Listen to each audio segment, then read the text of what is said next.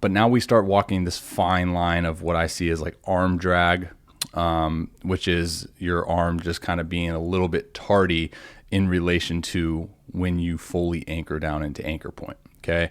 And now your hand flips up after that front foot makes contact. Okay. It's not drastic, dude. Like, arm drag to me, which we would need to like completely overhaul things, would be like if you anchored down with that front foot, like with your hand below elbow and shoulder.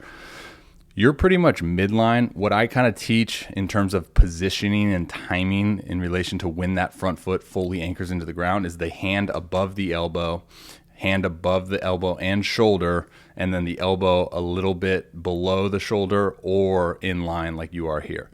So although I don't think it's major, I think it could be causing you to be restricted in terms of your layback external rotation. So you see here, as you now initiate your rotation of your trunk, your arm kind of starts to fly out.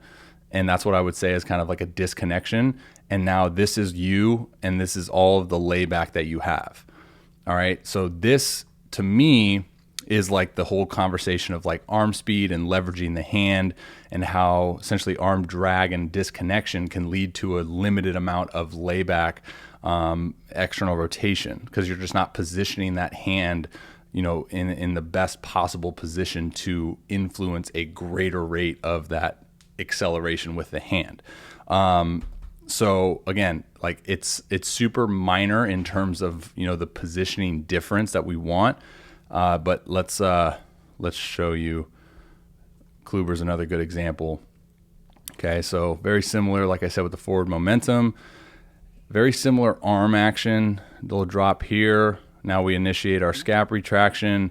But now notice like the fine line of like that anchor point. So the lead foot and that hand, right? So he's in a vulnerable position here because his hand's below elbow and shoulder, and his elbow is actually above his shoulder, which I don't like, and I think it leads him into complications with health.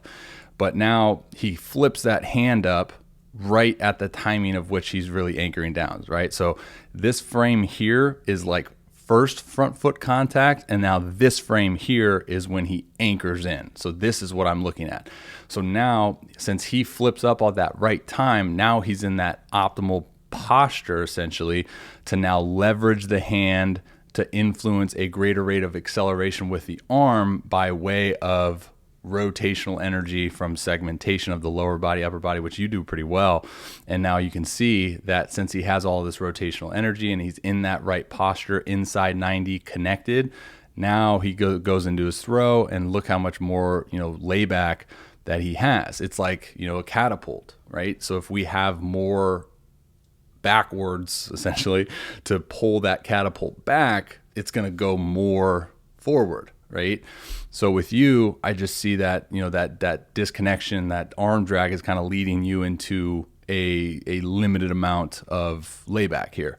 Could be a shoulder external rotation, like movement capacity restriction, which you kind of have to, I would say, more so see like a therapist in terms of if you feel that that's a restriction. Can't really speak too much on that.